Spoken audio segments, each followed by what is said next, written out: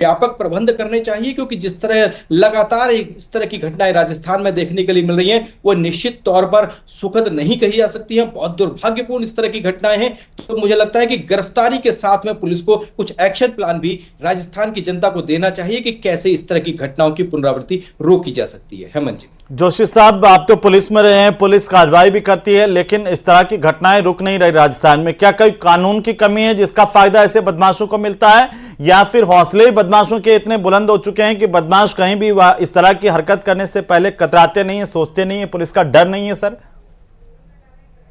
नहीं हेमंत जी, ऐसी बात नहीं कि कानून में कोई कमी है। कानून तो बीएनएस की धारा 298 है, जिसके अंदर 2 साल 3 साल की सजाएं हैं, और नॉन कॉग्निजेबल ऑफेंस है, बेलेबल ऑफेंस नहीं है, नॉन बेलेबल है। तो डर तो रहता ही है कानून का, तो कानून में कोई कमी नहीं है। मैं तो ये कह रहा हूं कि क्या होता है जब पुलिस की हिकमत अमली कमजोर हो जाती है, जब पुलिस का जो शासन तंत्र है उससे जब ये पता लग जाता है, लोगों को, बदमाशों को ये पता लग जाता है कि हमारा कुछ बिगड़ने वाला नहीं है, हम आसानी से कोई भी वारदात कर लेंगे, निकल जाएंगे, अगर पकड़ भी लेंगे तो दूसरे दिन जमानत हमारी हो जाएगी। ये हमारे यहाँ का जो कानून बना हुआ है ना, जिसमें 99 अपराधी छूट जाएं और एक निरपराधी सजा नहीं पाना चाहिए, जब तक इस प्रकार के कानून में परिवर्तन नहीं होगा। मैं आपको बताऊं, इतने केसेस दर्ज होते हैं, सुप्रीम कोर्ट में जाते जाते 5% को सजा मिलती है। क्या इतने अपराध हो रहे हैं तो इनका क्या है फिर? तो बात यह है कि पुलिस की कार्यशैली देखिए, हमारे समय में इस प्रकार की घटना होती थी, कभी मंदिर की मूर्ति तोड़ दी, कभी दरवाजा तोड़ दिया, तो क्या होते थे कि आसपास के लोग हैं या वो है, थाने में तत्काल सूचना करते थे, हमें सूचना मिल जाती थी। तो हम उससे पहले कि पब्लिक को पता चले, उससे पहले हम क्या कर सकते हैं, उसमें हमारे द्वारा क्या ऐसी व्यवस्था करी जा सकती है जिससे पब्लिक उद्वेलित ना हो। लेकिन आजकल क्या, अब जब रात को 3 बजे इसमें घटना घट गई, लेकिन सुबह तक पुलिस को ही पता नहीं है कि घटना कैसे घट गई है और इसका क्या हुआ है। देखिए, अब तो सीसीटीवी फुटेज हो गए भाई, हर जगह सीसीटीवी कैमरे को पुलिस ढूंढती रहती है।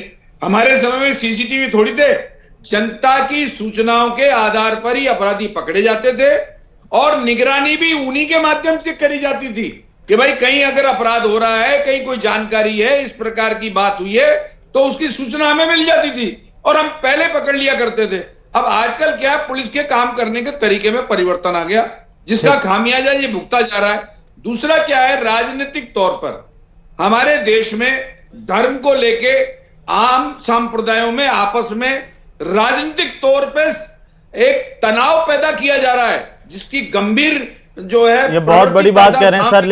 लेकिन भगवान तो सबके हैं, आराध्य तो सबके हैं। वीर तेजाजी महाराज कोई एक कास्ट के या किसी एक क्षेत्र के तो है नहीं है, हमारे लोक देवता हैं वो तो सबके हैं। बाबा साहब अंबेडकर तो सबके हैं, उनकी मूर्तियां सबसे ज्यादा तोड़ी जाती हैं, खंडित कर दी जाती हैं। आप सोचिए, हमारे महापुरुष, और महापुरुषों की ना तो कोई जाति होती है ना हमारे भगवान। अब अगर आप इसे संकीर्ण मानसिकता के कौन लोग हैं, इनके पीछे की मानसिकता क्या, मैं उस पर आऊंगा। लेकिन संदीप कलवानिया, कांग्रेस पार्टी के प्रवक्ता हमारे साथ हैं। संदीप कलवानिया, ये इस तरह की घटनाएं क्यों हो रही है प्रदेश में?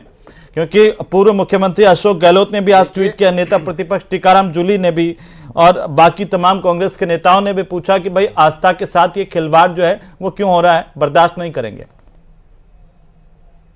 देखिए, भाजपा सरकार जिन मुद्दों को लेकर सरकार में आई थी, सरकार में जो सत्ता इन्होंने हासिल की है, उन्होंने ये उनका मुद्दा रहा था कि हम सनातन धर्म की रक्षा करेंगे।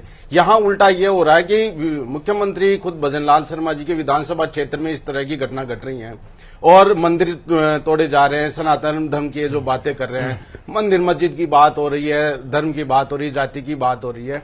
तो ये सिर्फ और सिर्फ एक दूसरे को बांटने का काम किया जा रहा है भाजपा सरकार के द्वारा। आप देखें, सबसे बड़ी बात है कि मंदिर मूर्ति तोड़ दी गई, उसके बाद में अपराधी को पकड़ा नहीं गया, और जो समाज के और जो इस समाज के और यहाँ के स्थानीय लोगों के द्वारा उन्होंने मांग की कि आप अपराधियों को पकड़ें, तो वहां पकड़ने के बजाय उन पर लाठीचार्ज किया जा रहा है। यह सरकार कानून की बात करने की बजाय जो विरोध कर रहा है, जो कार्रवाई की मांग कर रहा है, उन आदमियों पे, उन लोगों पे उन्होंने लाठीचार्ज करके ये उनकी भावनाओं को दबाना चाह रहा है। पूरे अपराध को, पूरे जो घटनाक्रम हुआ है उसको ये रोकना चाह रहा है। आप देखें कि ये मूर्ति तोड़ने की बात आई है, यहां तो प्रदेश के मुख्यमंत्री को और उप मुख्यमंत्री को जेल से धमकियां मिल रही हैं। जो तो आप ये क्या कहना सरकार चाह रहे हैं? बिल्कुल टॉन्क रोड पूर्णतः को जाम जो करके कानून बैठे व्यवस्था रहे के लोग, रूप तो में था, बैठे रहे, पुलिस ये अपनी पूरी कार्रवाई तरह से नहीं करे। विफल हो गई है। इनको सत्ता में रहने का कोई अधिकार नहीं है सर। संदीप जी, आप क्या कह रहे हैं? पुलिस का काम है लॉ एंड ऑर्डर को मेंटेन करना, अगर कोई 2-3 घंटे से जाम रोड है उसको नहीं खुलवाएं? ना वहां पर लॉ एंड ऑर्डर बिल्कुल कायम था, वहां पर किसी तरह का विरोध नहीं किया जा रहा था। सिर्फ और सिर्फ इस बात की मांग की जा रही थी कि जो अपराधी हैं 24 घंटे से ज्यादा का समय हो गया, आपने किसी को पकड़ा नहीं है, आपने डिटेन नहीं किया, आपने कोई कार्रवाई नहीं की, वो मांग कर रहे थे वहां पर, उन्होंने कोई जाम नहीं किया था। उसके बावजूद इन्होंने लाठी चार्ज किया बर्बरतापूर्ण, आप देखें, और उनको जेलों में डाला है। ये लाठी की सरकार है, लाठी से ये लोगों का विरोध। नरेंद्र कटारा जी, कांग्रेस भी कर रही है और हनुमान बेनीवाल ने भी आरोप लगाए। ठीक है, जो जिन्होंने जो ये कार्रवाई की है इस टाइप की, आप नरेंद्र कटारा जी, वीर तेजा जी हैं। ठीक है, नरेंद्र कटारा जी, कांग्रेस भी आप पर आरोप लगा रही है और कांग्रेस के प्रवक्ता भी, और हनुमान बेनीवाल ने भी कहा कि मुख्यमंत्री के, ठीक है, हो गया, सुन लिया सर। कांग्रेस के प्रवक्ता शायद आपकी बात सुन नहीं रहे। हाँ, मैं कह रहा हूं नरेंद्र कटारा जी, आप तो मेरी बात सुन रहे हैं। हनुमान बेनीवाल कह रहे हैं कि मुख्यमंत्री के निर्वाचन में क्षेत्र में शांतिपूर्ण प्रदर्शन कर रहे लोगों पर लाठीचार्ज करते हैं आप, दूसरी तरफ सनातन की बात करते हैं। और अभी जोशी साहब कह रहे थे कि पुलिस का जो आत्मबल है वो कमजोर होता है, तो इस तरह के अपराधी सक्रिय होते हैं। जी, मैं आपको स्पष्ट कर देना चाहता हूं कि वीर तेजाजी महाराज, जिन्होंने किसान, पशुपालक और गौ माता के लिए अपने जीवन का बलिदान कर दिया, वो सबको पता है। आप तो इस पर आइए कि ये घटना क्यों हुई। गौ माता की जान बचाने के लिए आप एक मिनट का समय देंगे क्या आप? हाँ, वो वीर तेजाजी महाराज को तो हम सब जानते हैं बचपन से। गौ माता एक मिनट का भूमिका मत बांधिए। एक मिनट का समय देंगे क्या? एक मिनट का समय देंगे क्या? आप लोग बात ये आ रही है कि आज इतनी बड़ी घटना हो गई। आप ये बताइए इस तरह की घटनाएं क्यों हो रही है? ठीक है, ने क्या कार्रवाई की, आप ये बताइए इस तरह की घटनाएं जो ये जिस सनातन धर्म की कलवानी जी, एक मिनट शांत होइए। कलवानी जी, संदीप कलवानी, शांत हो जाइए एक मिनट। आप ये बताइए ये घटना क्यों हुई, इस तरह की घटनाएं क्यों हो रही है? और दूसरी ये बात है, इस बात का जवाब दीजिए जो विपक्ष आप पर आरोप लगा रहा है सीधा सीधा कि ऐसे शांतिपूर्ण प्रदर्शन कर रहे लोगों पर लाठीचार्ज क्यों किया गया, उनको ही उल्टा डिटेन किया गया। आप ऐसे अपराधियों को पकड़ पाने में सक्षम नहीं है? ये जो घटना हुई है यह बहुत ही गलत घटना है और बड़ा दुख है, और मुख्यमंत्री जी से लेकर शासन प्रशासन पुलिस गंभीर है घटना को लेकर। इस घटना के आगे आप जाएंगे कि हमारे पुलिस प्रशासन ने, जो लोग वहां पे आंदोलन कर रहे थे, जिन्होंने वहां रास्ता रोका था, उनसे हमारी डीसीपी ने लगातार बात की और शांति से बात की है। और आप उनका वीडियो देखेंगे तो खुद आंदोलनकारी कह रहे हैं कि कुछ हुड़दंगी आ गए हैं। खुद आंदोलनकारी खड़े होकर कह रहे हैं डीसीपी मैम को कि कुछ हुड़दंगकारी आ गए हैं जो इस शांतिपूर्ण आंदोलन को बिगाड़ना चाहते हैं। आप देखेंगे कि किसी भी आंदोलनकारी से हाथ नहीं लगाया, किसी को गिरफ्तार नहीं किया। वहां की घटना आपने देखी हो, मैं जाके आया हूं तो एक पास में पेट्रोल पंप है, उस पेट्रोल पंप का पाइप निकालकर एक हुड़दंगी निकाल लेता है आग लगाने के लिए। कितनी घनी आबादी है, कितनी बड़ी घटना होती। हमारी पुलिस की सजगता थी, हमारे प्रशासन की सजगता थी कि उन हुड़दंगियों को डिटेन किया गया, उनको वहां से हटाया गया। और किसके कहने पे? जो शांतिपूर्वक वहां पे जो धरना दे रहे थे, जो वीर तेजाजी की आस्था के लिए लड़ रहे थे, हमारा प्रशासन उनके साथ था, बीजेपी उनके साथ है, सरकार उनके साथ है। उनके कहने पे जो हुड़दंगी आए थे, जो इसको बिगाड़ना चाहते थे, माहौल को बिगाड़ना चाहते थे, उसमें कुछ विपक्ष के कुछ कहीं से प्रेरित किए हुए लोग थे। हुड़दंगियों के साथ हम ये खुद कह रहे हैं, और जो वहां पर जो मांग कर रहे थे, जो कार्रवाई की मांग कर रहे थे, उनको आंदोलनकारी बता रहे हैं। वहां पर तो खड़े होकर कार्रवाई की मांग कर रहे हैं। वो एक समाज सुधारक के समाज के जिम्मेदार लोग थे, मतों में आ जाऊंगा आपके पास में। कार्रवाई कह रहे हैं, उनको आंदोलनकारी बता रहे हैं। सुन लीजिए, कलवानियां, इनका स्टैंड आप देखें, इनका क्लियर हो रहा है। खुद कह रहे हैं, सुनिए ना, आप पहली बार आए दोनों, और मैं आपको कहना चाह रहा हूं हमारे यहाँ पर ऐसी डिबेट नहीं होती है। एक बार सुन लीजिए, उनकी बात तो पूरी हो जाने दीजिए। मैं भी ये कहना चाहता हूं, एक बार बोले, मैं इनके बीच में नहीं बोला, आप इनको एक बार हाँ, आप बोलिए, पूरी कर लीजिए, पूरी कर लीजिए, मैं आप ही के पास हूं।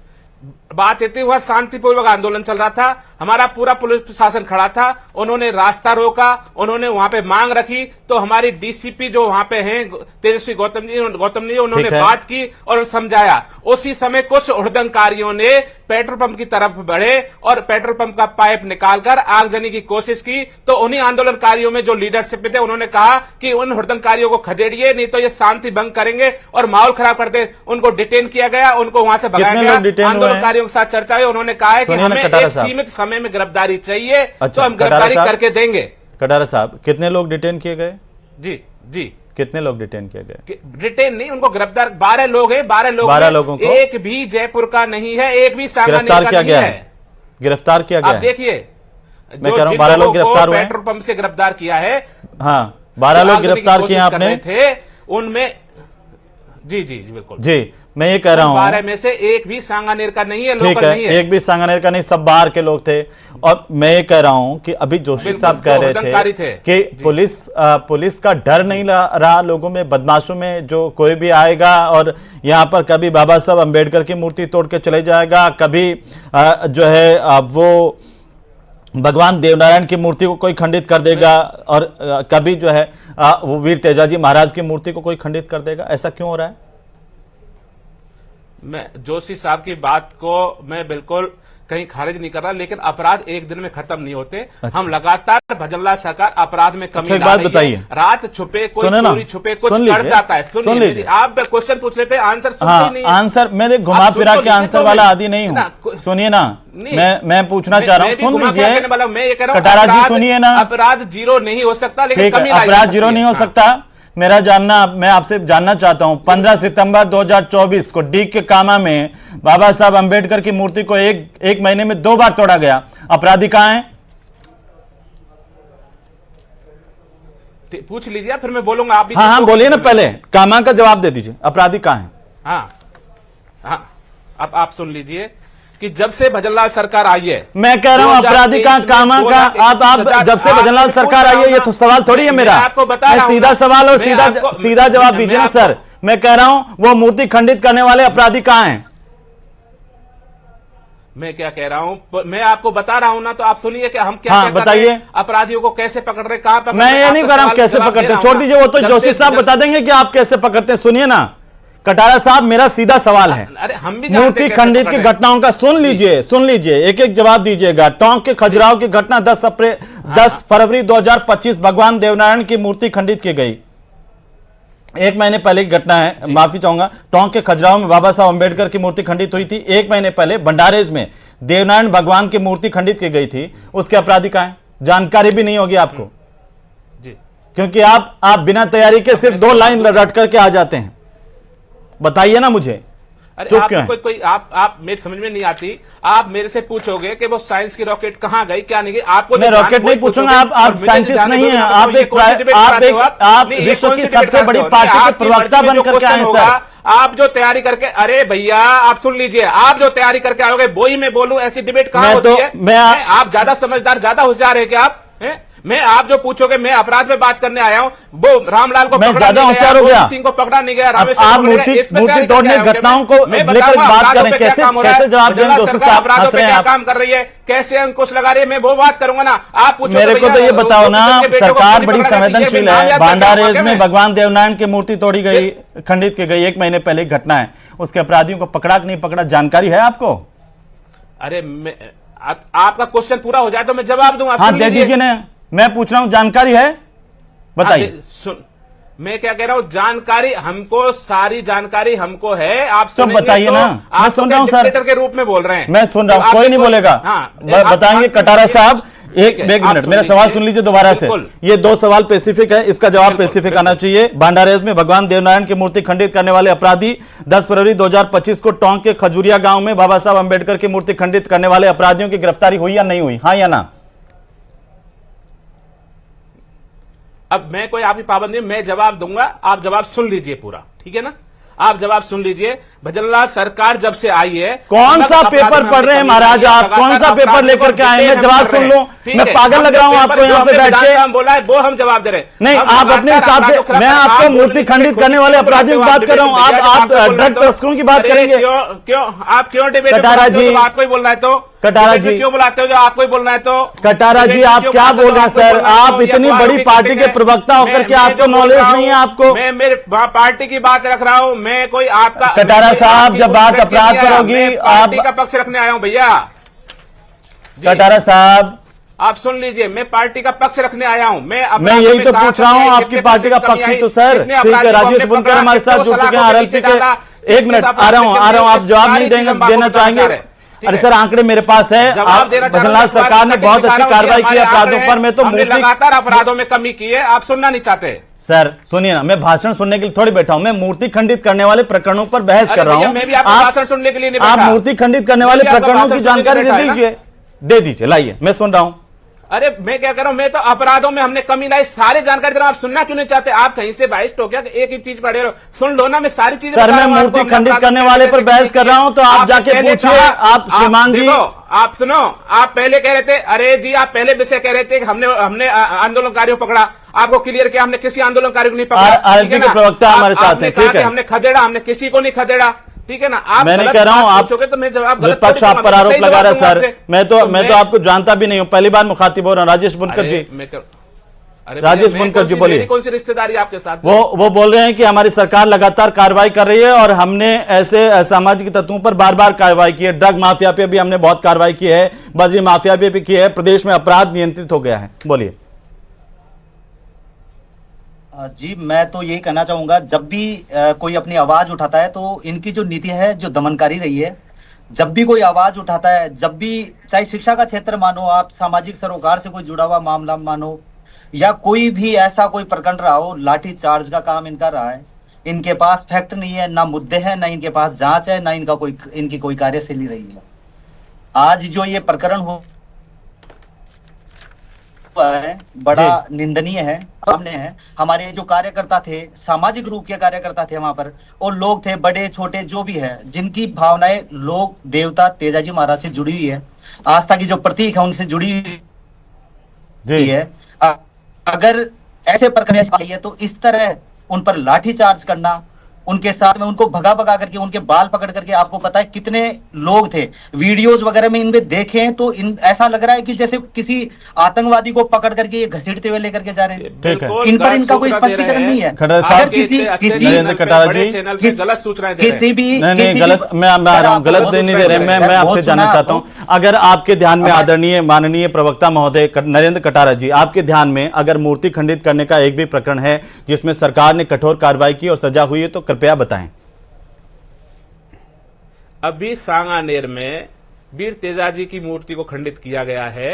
वहां पे जो आंदोलन हो रहा था, उस आंदोलनकारियों से हमने बात की है, समझाइश के साथ आंदोलन को हटवाया। उन्होंने हमें एक समय दिया है कि इस समय के अंदर गिरफ्तार कर लेंगे, गिरफ्तार करेंगे, और हम उस समय सीमा में गिरफ्तार करेंगे। बाकी अब आपकी गलती नहीं है कटारा जी की, आप बाकी दूसरे प्रकरण इस तरह के नहीं पढ़ के आए, तो मेरा आपसे निवेदन है कि अगली बार जब जिस संबंधित विषय की डिबेट में जाएं कटारा साहब, तो आप आना थोड़ा सा इस तरह के मामले जरूर देख के आए। किया है वो 10 से 12 लोग पेट्रोल पंप पे आग लगाना चाह के अशांति फैलाना चाह रहे थे, उनको केवल गिरफ्तार। ठीक है जोशी साहब, आपने इतनी कार्रवाइयां की है, पुलिस में रहते हो, मेरा सिर्फ इतना सा सवाल है कि ये कैसी मानसिकता के लोग होते हैं जब पूछताछ में सामने आते हैं? क्या इनका उद्देश्य होता है कि हमारे महापुरुषों को टारगेट करते हैं या फिर हमारे भगवानों को टारगेट करते हैं? क्यों होता है ऐसा? देखिए, ये विशेष समुदाय समझ लीजिए, विशेष क्वालिटी के लोग समझ लीजिए, नोटोरियस लोग समझ लीजिए। इनको क्या है, ये पता है कि साहब पुलिस हमारा कुछ नहीं बिगाड़ सकती, पुलिस हमारे को पकड़ नहीं सकती। अभी देखिए आपने जो उदाहरण बताए उनमें पकड़े ही नहीं इन्होंने अभी तक कोई भी। और दूसरा बात यह है कि अगर रास्ता जाम किया तो आप 60 साल 1.5 साल तक रास्ते जाम थे, तो सुप्रीम कोर्ट ने भी कह दिया भाई अपने आंदोलन करने का सबको अधिकार है, लेकिन इन्होंने जूत दे के भगा दिए। अब पेट्रोल पंप पास में तो उसका अंतिम टिप्पणी है जी, ठीक है सर। आशुतोष जी अंतिम टिप्पणी है, थोड़ा सा प्रवक्ता महोदय पर भी बोलें, क्योंकि मैं एक भी मूर्ति खंडित करने के प्रकरण पर ये नहीं बोल पाए कटारा जी, और कह रहे हैं कि हम तो अपनी बात रखने के लिए आते हैं। बताइए।